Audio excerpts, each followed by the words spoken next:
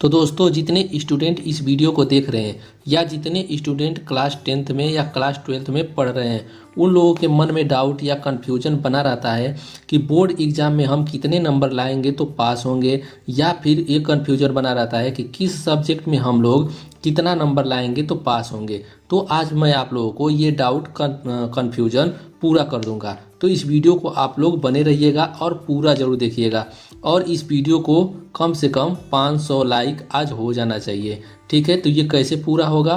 जितने स्टूडेंट देख रहे हैं सभी लोग लाइक कर दीजिए तो 500 पूरा हो जाएगा।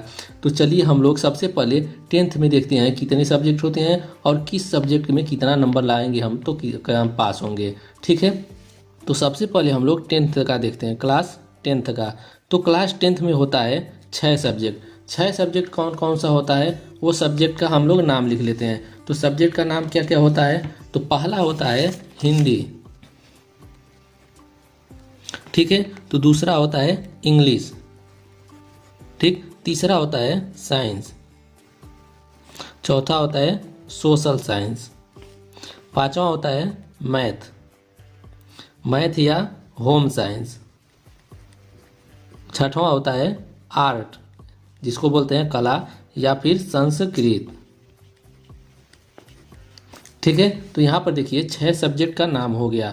ठीक है, अब देखेंगे हम लोग कि इसमें ये कितना नंबर का होता है और इसमें कितना नंबर हम लोग लाएंगे तो पास होंगे।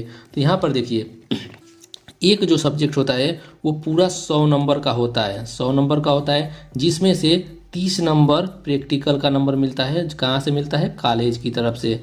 ठीक है, तो 30 नंबर कहाँ से मिलता है? कॉलेज की तरफ से। तो 100 में से 30 हम घटाएंगे तो हो जाएगा 70 नंबर।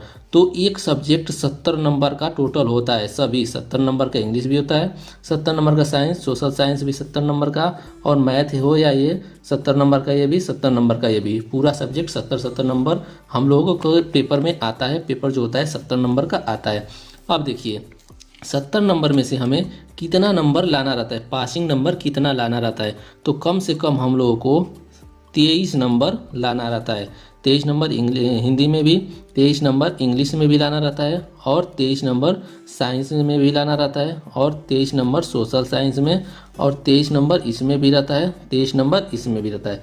मतलब कि 6 सब्जेक्ट में आप लोगों को 23 नंबर कम से कम लाना चाहिए। अधिक से अधिक जितना भी ला सकते हैं 70 से कम रहना चाहिए। ठीक है, तो इतना नंबर रहना चाहिए। ये तो आप लोगों को कन्फ्यूजन दूर हो गया कि कितना कम से कम नंबर लाना चाहिए और कितने नंबर का होता है। तो अब ये कन्फ्यूजन रहता है कि हम लोग जितना नंबर लाते हैं उसका परसेंटेज कैसे निकालते हैं। तो परसेंटेज निकालने के लिए जैसे मान लीजिए हिंदी में हम लोग 70 में से कितना नंबर पा गए? 70 में से मान लीजिए हम लोग 48 नंबर हिंदी में पा गए, और इंग्लिश में 70 में से पा गए 40 नंबर, ठीक। और इसमें देखिए 70 में से मान लीजिए हम लोग पा गए कितना हो गया, जैसे मान लीजिए 55 नंबर, ठीक है। और सोशल साइंस में 70 में से मान लीजिए 60 नंबर पा गए, ठीक है। मैथ में जैसे मान लीजिए 70 में से 51 नंबर पा गए, ठीक। और जैसे मान लीजिए आर्ट में हम लोग 70 में से 55 नंबर पा गए, ठीक है। तो इतना नंबर हमने प्राप्त किया है, कितने में से? 70 में से। 70 में से हमने इतना नंबर प्राप्त किया है। अब देखिए 70 नंबर का तो ये है, और प्रैक्टिकल होता है हमारा 30 नंबर का। तो कॉलेज के ऊपर डिपेंड करता है, आप लोग जैसे कॉलेज के साथ व्यवहार बनाएंगे, अगर अच्छा रहेगा तो 30 में 30 नंबर पूरा देंगे, अगर जैसा भी रहेगा तो 27, 28 जैसे मान लीजिए कितना हो दें, ठीक है। तो सभी में 30 नंबर जैसे मान लीजिए हम लोग जोड़ देते हैं। +30 इसमें हो गया, +30 इसमें, और +30 इसमें, +30 इसमें हो जाएगा। सभी सब्जेक्ट में 30 नंबर जुड़ जाएगा, ठीक है। तो हम लोग इसको जोड़ लेते हैं, और इसको हम लोग 30 को जोड़ेंगे तो 6 सब्जेक्ट है तो 180 नंबर ये हो जाएगा। और इसको हम लोग जोड़ लेते हैं, कितना आता है? तो इन सभी नंबर को जोड़ने पर आ रहा है 309 नंबर। अब देखिए यहाँ पर 180 और 309 को हम जोड़ देंगे तो हो जाएगा 489 नंबर, ठीक है। अब देखिए 489 नंबर हम लोग कितने में से पाए हैं? 500 में से। 500 में से हम लोग 489 नंबर पाए हैं। अब यहाँ पर देखिए आता है पूर्णांक और प्राप्तांक। हम पूर्णांक किसको बोलते हैं और प्राप्तांक किसको बोलते हैं? तो यहाँ पर देखिए यहाँ पे 600 होगा, टोटल 600 है। 600 में से हमने कितना पाया है? तो हमने 600 में से 489 नंबर पाया है। तो इसका परसेंटेज कितना आएगा? तो जैसे देखिए जो हमारा पूरा नंबर होता है उसको हम पूर्णांक बोलते हैं, जितना नंबर हम लोग पाते हैं उसको हम लोग प्राप्तांक बोलते हैं।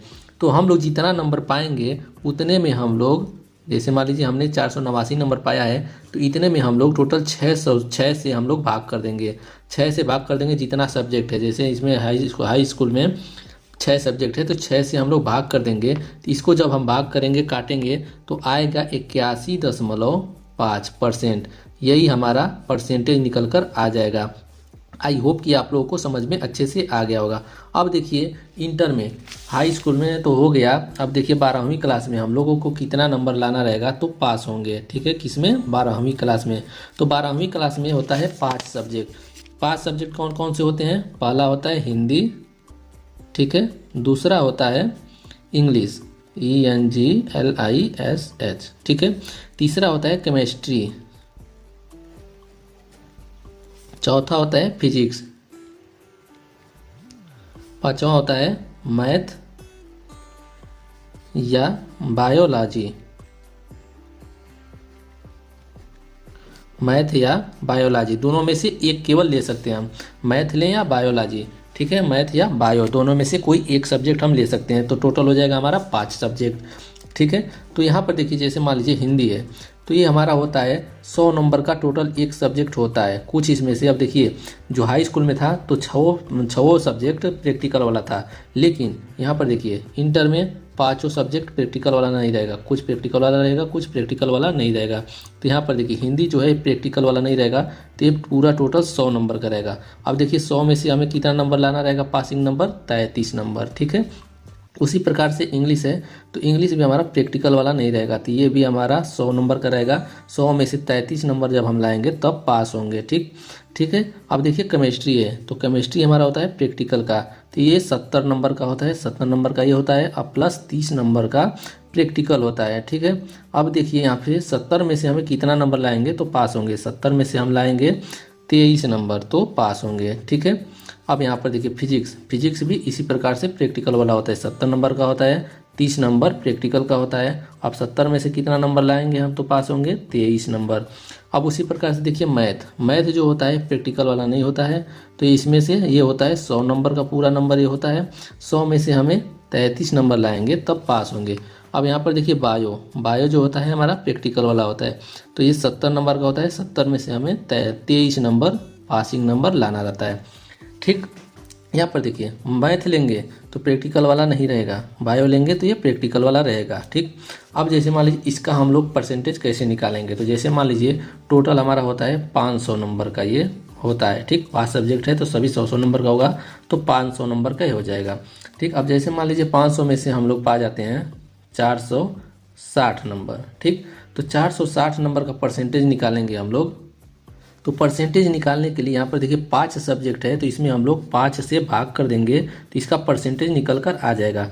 तो इसमें हम भाग करेंगे तो आएगा 92%। ठीक है, ये आएगा 92% अगर हम लोग 500 में से 460 नंबर पाते हैं तो। अब दूसरा तरीका देखिए परसेंटेज निकालने का। जैसे मान लीजिए परसेंटेज अगर निकालना हो तो 460 में हम लोग भाग कर देंगे 500 का, गुणे 100 से हम लोग गुणा कर देंगे तो ये हमारा निकल कर आ जाएगा 92%। ठीक है, आई होप कि आप लोगों को अच्छे से समझ में आ गया होगा कि किस में कितना नंबर हम लोग लाएंगे तो पास होंगे। तो इस वीडियो को आप लोग पूरा 500 लाइक करिएगा क्योंकि बहुत मेहनत लगा है इस वीडियो को बनाने में। ठीक है, तो आज के लिए बस इतना ही, मिलते हैं नेक्स्ट वीडियो में। धन्यवाद।